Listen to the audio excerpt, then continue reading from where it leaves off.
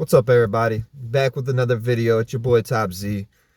Hey, this one's gonna be a good one, y'all. I'm gonna get straight to it, man. This is my experience with the military, the American, USA, United States of America military. I felt like this would be a good day because it's actually Memorial Day today, 2025. And I was sitting around and I was just thinking like, man, what kind of video should I make today? Got the day off, but I still want to put in work for my subscribers. Thank y'all. I got 235 right now. So I appreciate each and every one of y'all for, subscribing and liking and commenting. Man, it means the world to me. You know. So I'm new, like I said, I'm new to this YouTube channel. You know, new to YouTube. I'm new to talking in the phone. And I'm new to, I'm an introvert at heart. So, these videos get kind of hard sometimes. So I may stutter. I may do this. I may do that. I may, rant a little bit. I might go to sidetrack. That's just me being real, raw, and, authentic, genuine, whatever you want to call it. So I just try to be as real as I possibly can in these videos to try to help somebody out, maybe. So let's get straight to it. Growing up, I grew up in a really rough environment, right? You can probably see in some of my other videos. I'm gonna make another video of what it's like growing up in the hood and stuff like that. But I grew up in a very poverty-stricken area with a single mother who ended up, getting with my stepdad, and the stepdad really wasn't, involved in my life. And I didn't really have very much family or guidance. Let's put it like that. My grandpa that did care about me, he died when I was young. He died when I was 9. He actually served in the military. Rest in peace, Grandpa Marks. But, all growing up, I always remembered him, though, because he had an impact in that short amount of time that he was in my life. And, I just thought about him, being in the military. And I always thought a little piece of me, just a little piece, you're a kid, you're not really thinking of stuff, but a little piece of me was like, man, one day I'm going to be in the military. And so growing up, I did have an uncle who helped as much as he could try to take care of me as well. So shout out to my uncle, Rob. Time goes on and distance drives people away and stuff like that, but still got a special place in my heart. He was in the military. He was in the Navy. So, shout out to him. Hope he's having a great Memorial Day. And so I had him in my life that was in the military. So I'm like, okay, and he told me a little bit, and then I also had another grandpa that really wasn't in my life at all, but he served in Vietnam. And so he really didn't speak about his military experiences. So, but I just knew he was in the military. So I'm like, man, I got some of these, family members in the military. So it always just had a little spot in my heart. You don't really think of it much of as a kid, but as you get older, you kind of think about it more and more, because once you get into high school, you start having recruiters come to your school in high school, and the military recruiters, and they try to find young, people to recruit, because they want to start molding people at a young age to get them right, And so we did have, in my high school, we had, ROTC, but I did not sign up for it. It was not an elect that I chose because I wasn't 100% sure what I wanted to do. Again, I didn't have very much guidance. The people that did help me, like my uncle, he was more of like wanting to have fun, like watch movies, play games, relax, chill, go places, go to, just hang out. But he didn't really give me very much guidance as to, like, he wasn't pushy and saying I need to go to the military. He was just letting me make my own decisions. He was doing the best he could. He didn't have children at this time. So basically I was like a child to him, but at the same time I was a hard-headed kid too. So I get that. So fast forward, get into high school. I see other kids doing an ROTC, but it just, for me, I was like, man, I don't want to do all that strict stuff, having to wear a uniform and having to, march and do all this stuff. And it wasn't appealing to me. And so as later as I got older, every day you grow and you try to develop and you try to be a little bit more, you know, uh, interactive with the world. And, just overall, you just try to, if you're a good person, you want to grow every single day. So I'm just going to say that. So, and when you're young, every day is different. You're learning new things on a daily basis. Even in high school, you're just still learning. You're still learning. You think you know it all, but you don't. I'm 35 and I'm still learning stuff on a daily basis. And I'm going to continue to learn things. I'm going to continue to grow and try to be the best version of myself that I could possibly be. So as I got later on into high school, now I'm in my junior year, right? And starting to get real now, because now you're taking your ACTs. I was really good in school. In high school, I took, it's one thing my mom made sure that, she was harped on me. She couldn't really help me as much with the homework and stuff because, she did the best she could, but she did instill in me the principles of like hard work and school and taking it serious. So, in high school, I didn't go party. I didn't do nothing. I just focused on schooling.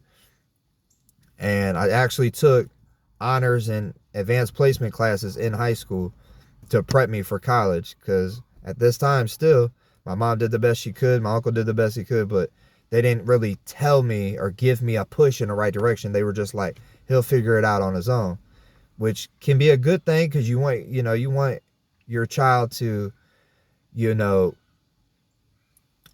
go in the direction that they want to go. If it's, art or it's music or it's sports or it's this or that, I get not trying to push, your kid in a certain direction, but at the same time, it leaves certain people have a direct line what they want to do. They're really good at art and they know they want to be an artist when they get older. They're really good at music. They become a musician or a singer or something. Me, on the other hand, and I'm sure there's a lot of people like this that never really could find their purpose. You're kind of good at sports, but you're not great. You're kind of good at art, but you're not great. You're kind of good at, English or business class, but you're not the best, But the thing is, out there, you just have to keep searching and searching and searching. And eventually, one day, you will find your purpose. I feel like I kind of got a purpose now that I'm, making these videos and maybe trying to help out the younger generation, or people that are my age, either way, people to not go down a bad path that I went down. And you can check out my other videos where I talk about how I used to eat like crap. I used to not work out. I used to drink. And it's going to tie into this video. That's what I'm saying. But I became an alcoholic. And I got videos on how I became sober and just dealing with certain things in life, having a traumatic childhood, just different things. So, and I got more videos to come. So just stay tuned on that. But back on topic. All right. So now I'm in high school. I'm not in ROTC, but I'm kind of just trying to figure out what's going on. I didn't have I had a younger brother. He was 9 years younger than me, but I didn't ever have an older brother. But I hung out the way it is in the area that I lived in the hood.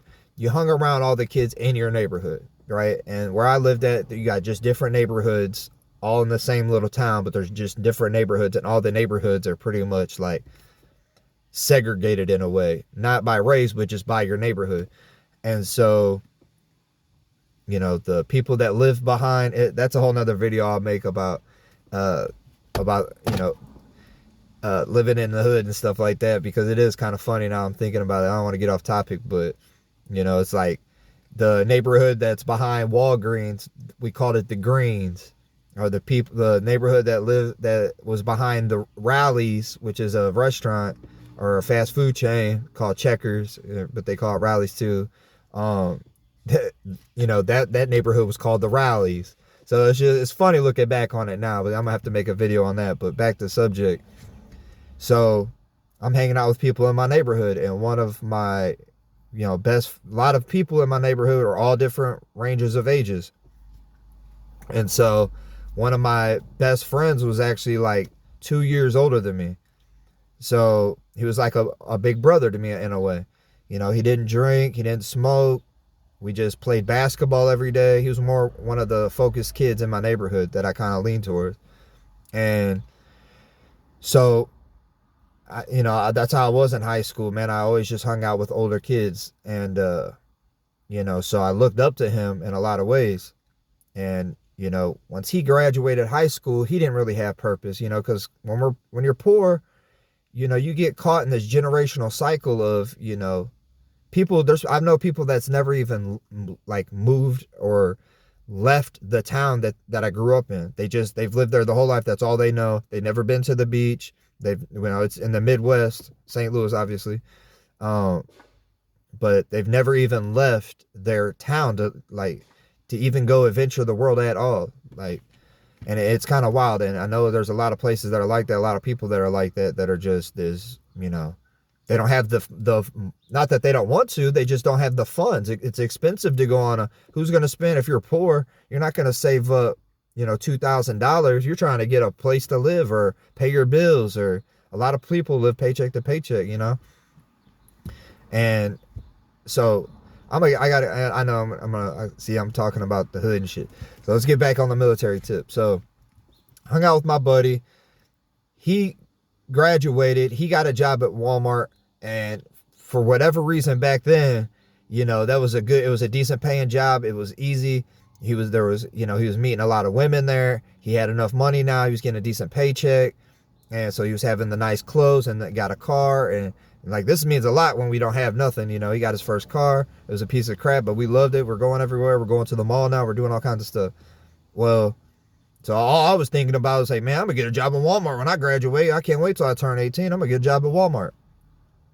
Again, being young and dumb and not having no purpose and not having any family to really tell me, you're going to pick something, you're going to do it now, And so I always knew, like, looking back on it now, and kind of I knew it in my head then, when you're in a poverty and stricken environment, man, you don't have that many options. It's either be super broke and just go get a 9 to 5, go to college, or go into the military. Those are really your only options.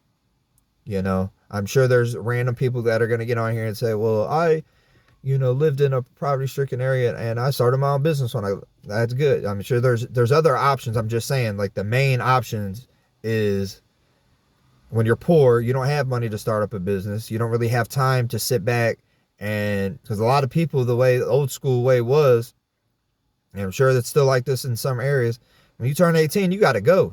You got to get up out the house. So the first thing you're thinking about is getting a job, and then you get your own place. And the way the system's set up is that your 9 to 5 job and just a normal, minimum wage job or whatever, it's enough to pay your bills, but that's it. You don't got enough money to save up, and you don't have the time to, especially a lot of people, have kids at young ages, stuff like that. So you don't really have time to sit back and think about what you're going to do. Your first thing is to get you a place to live. And that's what my deal was. Like, I needed a place to live, and I wasn't tripping on anything else. I was just like, I need to figure something out. But anyways, my buddy that I'm telling you about, he got tired of working at Walmart. And so he was just like, I guess, so he talked to a recruiter, and a recruiter ended up recruiting him into the Marines. Mind you, I'm looking up to this guy. I'm like, he's like my brother, so I'm like, okay. Now he ended up going into the Marines. Mind you, I'm still like 16, maybe going on 17 at this time. So he goes to boot camp. He comes back. He's in great shape. He got paid the whole time he was there. He said it was hard, but he got through it, and he loved it. He loved it. And so in my head, I was like, wow, this is really opening up a door for me. And I was like, man, that seems so cool. He's a badass, man, a Marine. Wow. I was like, man, I want to be a Marine. And so, keep going forward. He ended up, after, he came back after he got deployed to This is back in 2008, by the way. But, well, when I went, it was 2008. So this would have been 2006 for him. So he ended up getting stationed in Hawaii. And so, for whatever reason in my head, I was like, dang, because you never know where you're going to get deployed when you sign up. You go where they tell you to go, from what I've understood. You don't really get a choice. He got lucky and he got stationed in Hawaii. So he's sending me videos of him like hiking in the mountains and the beautiful ocean. Mind you, we're from the hood. We don't know any of this stuff. All we know is concrete jungle. You know, violence, drugs, grimy ass people. Like, never seen a palm tree in our life. Never seen the ocean in our life. So he's just, man, he sent me back all these videos and I'm just like blown away. He's got money now. He's like staying on the base, so he gets to save all his paychecks. And he bought a nice car with rims and nice paint job, and you know, the freshest clothes and all this stuff. And you know, I'm looking up to that. So man, I'm like, I gotta get into the military too, man. That's it. That's my decision. So even though I was doing great in high school, and you know, I could have got accepted to a lot of different colleges. I don't say any college because I wasn't that smart, but coming from where I came from, like, I would have definitely got accepted, because there was a lot of kids at my graduation when they read out the colleges they got full rides to, were the kids that were tardy all the time, never showed up to class, barely scraped by, cheated on all their tests, and you know, barely skimmed by, and they got full ride scholarships, or they got, at least got scholarships. And I was like, for, you know, academic scholarships, not even sports scholarships. So I'm like, man, you know, but in my head, I was just like, man, I want to serve my country. I want to be like my grandpa. I want to be like my uncle. It's going to be badass. Like, you know, I at that point, and I didn't even care what position I was in. I don't care if I was, you know, working in a warehouse. I don't care if I was on the front lines. And that's what my buddy did, by the way. He he got stationed in a warehouse. So that, like, he was just doing like ordering parts or whatever. You know, he didn't really get into his exact job, but I know he was just in like, basically worked in a warehouse where he was just like dealing with like parts for whatever military vehicles or something. So in my head, I was like, man, that sounds sweet. It's like he basically works at Walmart, but for the military. And now he's getting all these grants. He's got, you know, the military insurance, and he's got this and he's got that. And you just, you know, it's a badass thing to do, to serve your military, to protect your country and protect your loved ones, so they don't have to. So they don't have to worry about, you know, these crazy, you know, these terrorists in other countries trying to come over here and do whatever they want to us. Like, so, man, it's an honorable thing. I suggest, you know, everybody go serve at least a 4-year term. And so let's get back into what happened. So he's showing me this stuff. So now I'm like super hyped up. I'm like, man, Hawaii, a warehouse, like just chilling basically. Like, man, this is gonna be sick. Not knowing that I could possibly get, you know, sent to the combat zone, and you know, because a lot of this time we were in Afghanistan, we were in Iraq, we were doing, you know, all this different, like, we were in the middle of like war basically. But at the time I didn't care. Like, I was ready to go, you know, defend my country, because I was fed the lies like everybody else that, you know, bad people were trying to hurt us and we needed to go hurt them to protect our people. So that's a whole nother video I can make. But all I was worried about is getting out the damn hood. That's all I was worried about. And so I felt like that was the quickest, easiest route, because college was going to take 4 years and I was going to have to be in debt and all this other stuff. So I was just like, man, it's a quick, easy fix. Because my buddy, when he went to the military, you got to take a test called the ASVAB test. It's basically, it places you through academic wise where you're going to be placed in the military. You got to take a physical test. And then once you pass the physical and the ASVAB, then you figure out what position you're qualified for, and then you can pick from there. And then you get sworn in, and then you're going to boot camp. And then after boot camp, then you get stationed wherever you're going. So, you know, like I said, so not knowing, I didn't, you know, at that time, I didn't even know. So it happened quick. So I knew it wasn't going to take long for you to get and start getting some money and start, you know, and putting in your 4 years. My bad, y'all. I'm getting distracted a little bit. Let me show y'all something. See, I got this Cardinals gear on, right? Oh, he just flew away. I'll get him when he comes back. I got this sweet Cardinal that just happens to be flying right here. And yeah, it's pretty sweet. So I'll show you guys here in a minute. My bad. But so back on topic. So high school comes around. Or my bad. Senior year comes around. Well, let me go back real quick. My junior year, my house burned down. I'm gonna make a video on that, what it's like dealing with the house fire. My house burned down. I lost everything. My mom had no idea what we were gonna do. We didn't know where we were gonna go. We didn't really have any family to go to. We ended up staying in a hotel for a few months until my mom got an insurance check, and then she had to figure out where she was going to move. By this time, she's like not even really considering that, you know, she has my younger brother, but, you know, I'm 18, well, 17 at this time. So she's, you know, not too tripping on me. So she's basically going off what my stepdad says. And my stepdad was basically wanting to move out into the country because at this point they were still living in the ghetto. And my stepdad always had wanted to live in the country. He liked fishing. He liked doing that kind of stuff. And so, mind you, I've never even been to the country at this time. So I'll make another video on that too, on what it's like, first time ever going to the country.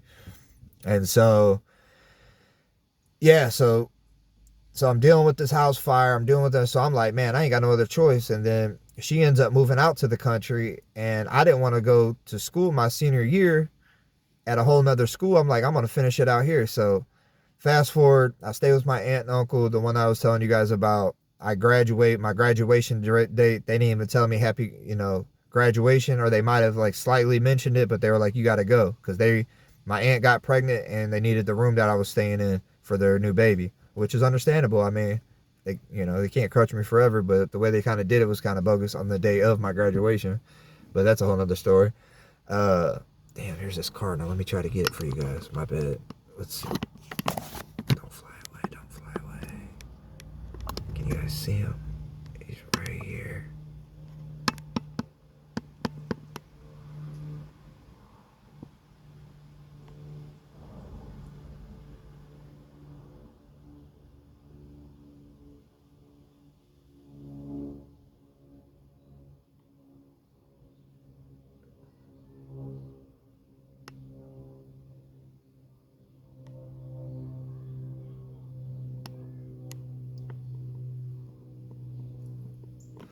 My bad, y'all. Hopefully y'all like birds. I'm gonna put my Cardinals hat on for that one. That's pretty sick. Go Cardinals. Nah. So, yeah, now where was I? Shit. My bad, y'all. I'm gonna have to edit this part out maybe. Maybe not. I'll leave it in. I don't know. But okay, so my aunt and uncle kicked me out, basically.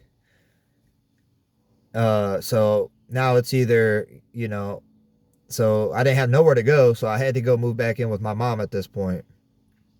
And I did have a job at the time, but it was just, pushing carts at a local grocery store. It wasn't nothing nice. So I wasn't just totally not doing anything, but I was trying to figure out what I was going to do. That's a pivotal time in your life when you're 18 and you just graduate high school. You don't know, unless you got a family to help guide you and give, like I have younger children now. I'm going to help guide them in the right direction. So by the time they're 18, they're already set in stone what they got going on, But if you don't have that, you don't know. You're just, it's a scary world out here once you hit that door by yourself. You ain't got family and friends to back you up. It's a struggle. And so, damn, I drank all my water. All right, so, damn, this video's kind of getting long and I ain't even got to half of it yet. So, my bad, y'all. Bear with me. So, they move out. So I'm like, man, I'm going to the military. I told my mom, like, I can't live with my stepdad. He's annoying. We're about to fight every day. And I was like, I ain't got time to go to college. I can't afford it. My mom didn't save up for me to have a college fund or anything like that. And I didn't have anybody to, I couldn't even afford the books, let alone, you know what I mean? A apartment to focus on school or, and I was just, like I said, I was just trying to get the quick fix. I wasn't trying to, looking back on it, I probably should have, applied to some colleges and maybe went and stayed in a dorm or something like that. But at the time, I was just trying to get out of there as fast as possible. Like I said, my buddy was in the military. He made it seem like glamorous. So I was like, man, this is what I want to do. So I ended up going to a military recruiting office. Got in there. They told me the same thing. I got to take an ASVAB test. I got to take a physical test. Mind you, at this point in time, I'm in like one of the best physical shape of my life. I was playing sports in high school. I played baseball and I wrestled and I played soccer. And so, I was in really, really good shape. I wasn't drinking, wasn't smoking, none of that. So I was just in like peak, you know, testosterone, all that stuff. I was ready to go. And I go down to what they call MEPS. And it's basically,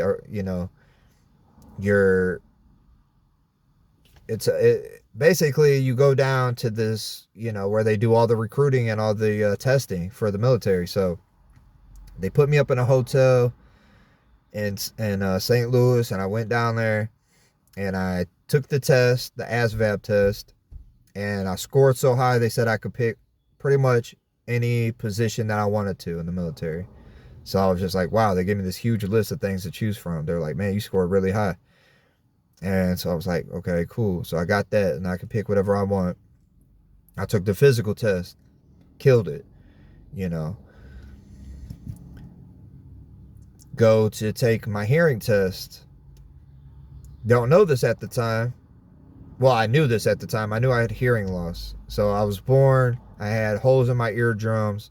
Back then in the 90s, they didn't have all the, technology and all the, like my mom, I was poor, single, basically a single mom, poor. My stepdad didn't help out much at all. And she just did the best she could, but she didn't know what to do. So whenever I would get like water in my ears and stuff like that, she would just kind of like try to tap it out. But, that water would sit down in there and my ears would get infected. It would make these holes in my eardrums get worse and worse and worse and worse. And I had multiple ear surgeries when I was younger, but I don't really remember because I was so young. And so, and when you live with hearing loss, as long as you're not like completely deaf, you adapt to it, And also my vision. I had bad vision. When I was in kindergarten, I had to get glasses, and ever since then, my vision, I was just born with bad vision. It was luck of the draw. That's what the hand I was dealt. But again, when you have bad vision, you just wear glasses, and then you get contacts, and then it's like a normal, it's like a normal life. I can see good. To me, I hear good. And so I'm thinking this ain't going to be nothing that's going to stop me. Like, I'm going to go do this no matter what. And then there's got to be something in there in the military that I can do with, not having perfect 20/20 vision or perfect hearing. But I was wrong. I was wrong because I went through the whole testing thing. And at the very end, when they came up to us, me and all the other guys that were going into the Marines, they came up to us, the sergeant or whoever he was, I don't even remember because it was so traumatic. I just blocked it out. But he came up to me. He talked to the other guys. He swore them in right in front of me. They had to put their hand on the Bible and swear into the military and do whatever they had to do. And then when he got to me, I was like one of the last ones. He was like, unfortunately, we're not going to be able to swear you in today. I'm like, what? They're like, yeah, your vision and your hearing is not up to our standards. And I just remember getting hit in the chest with like a brick or something, like a pound of, just all this weight just fell on me. I was like, what? I didn't apply to any colleges. Like, I don't have a plan B. And I always suggest, man, people to have a plan B, plan C, plan D. Now I'm at my older age, I try to have multiple plans just in case because, man, I had nothing. I'm like, I can't go in the military, now what? I can't go back to my mom's. Me and my stepdad don't get along, and she lives way out in the country, and there's no jobs out there. None of my friends are out there. Mind you, I live 3 hours. She moved 3 hours away from my hometown, basically. And so, and way deep into the country. So I was like, none of my friends or family out there. I can't afford to live in my hometown because I don't have a job at this point, or I have a part-time petty job, you know. And my aunt and uncle have had their first kid, so they ain't got time to be letting me come stay with them. And that shows you where your true friends and family are. And I can't really knock them because I get it. They ain't got time to be like, you're on your own. Go fly. You know, it's like teaching a kid how to swim. Throw them in, sink or swim. That's how it was. And so I made it. I ended up getting a better job. I ended up saving up some money and got an apartment. And then I was living paycheck to paycheck. But then, I had friends that started hanging around the wrong friends that were smoking marijuana, and they were getting drunk and, chasing women. And so I ended up going down a very dark path after that because I felt like I wasn't good enough to serve my country. And it devastated me, and then, people were saying, well, all right, well, maybe the Marines are just too strict. Maybe you can, go apply for the Navy or the Air Force or the Army. And I did exactly that, y'all. I went and tried because they already have my record. So I just went to the office and said, hey, I already passed the ASVAB. I already passed the physical. I just got bad hearing and vision. Can you work with me? And they wouldn't let me. They wouldn't let me at that time. I guess they weren't, they didn't need that many people, or they just had super strict standards. At this time Obama was in office, so I don't know if that had something to do with it, but I don't know. So yeah, so after dealing with that, it's just like another traumatic experience. I had a rough childhood, which I'll talk about in another video. I lost my house. Like, my family members died. Like, my closest family member died when I was young. And I had no direction, no purpose after that. I finally felt like I had something. Then I went from having all my eggs in one basket to nothing that quick. And then I started hanging around the wrong crowd, and the rest was history, man. I became an alcoholic for 10 years. I'm sober now. I made a video about that. I'll probably talk more about it because it was a big part of my life. And I regret it. I regret it because alcohol is just a Band-Aid for, facing reality. And that's why I found purpose now with this YouTube, because I feel like it's like therapeutic in nature to talk to people and try to help the younger people that might be going through a similar situation, or just anybody really that's going through a similar situation, man, woman, old, young, black or white, Mexican, it doesn't matter, Asian, it doesn't matter, anybody can, Indian, anybody can. I'm just saying, like, 90 years old, 100 years old, you might watch my video and be like, damn, I never thought about it like that, or you never thought about, whatever, I don't know, I might help somebody. So live from 99 to 100 just because they watch my video, man, that'd be awesome. Or help an 18-year-old kid that might be struggling and hanging around the wrong crowd not to do that. So I make videos about picking and choosing your friends. I got more videos to come, y'all. So I just, trying to balance. I work out.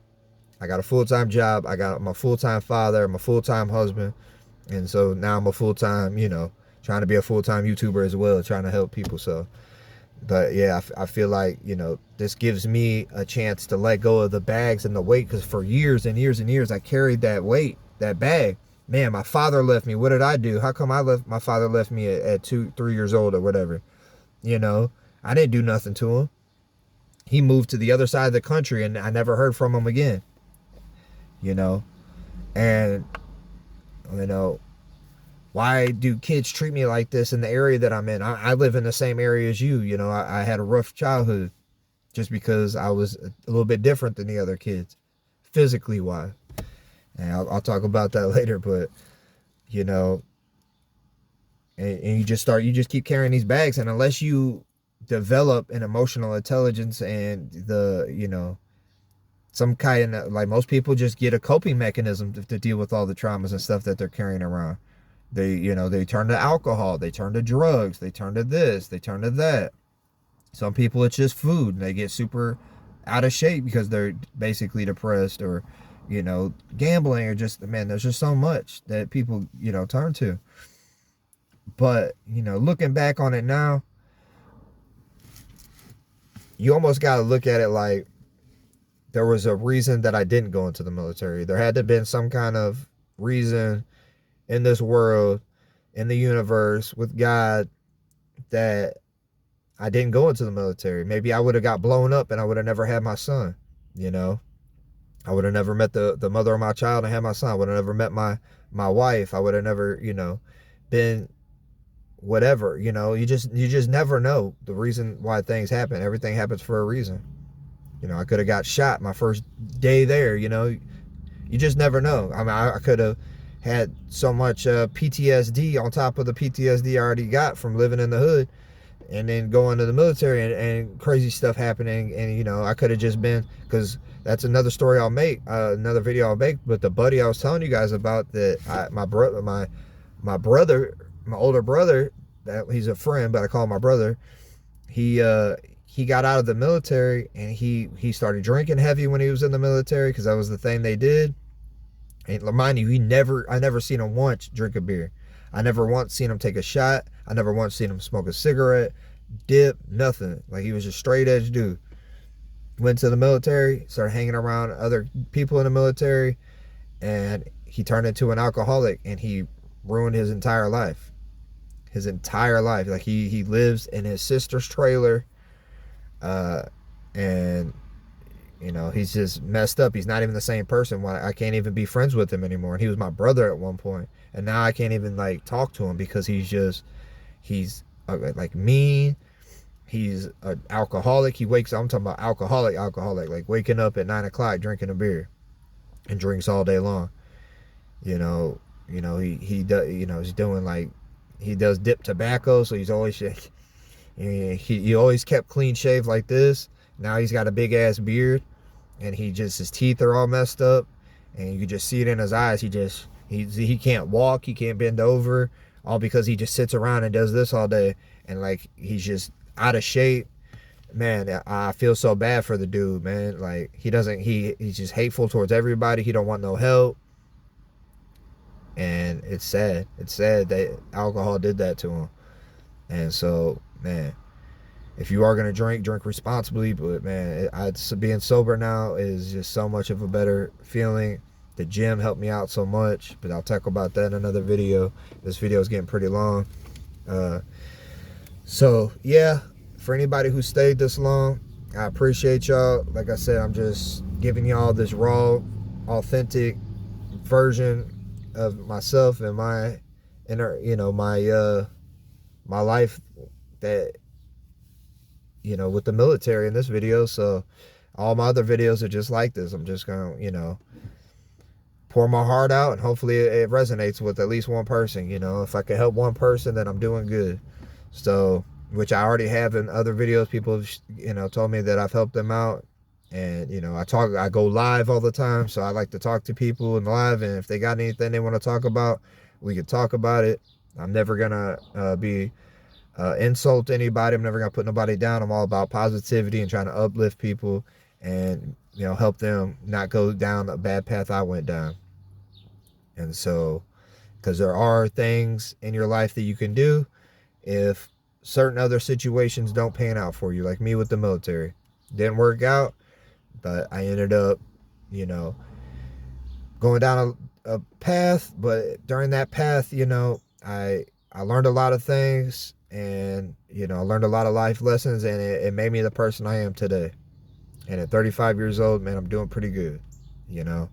I own my own home. I'm married. I have 2 beautiful children, and that they're the pride of my life. Like, all I care about is making sure that they live, a better life than what I did, but also not spoiling them to the point to where they're, rotten, even though they are.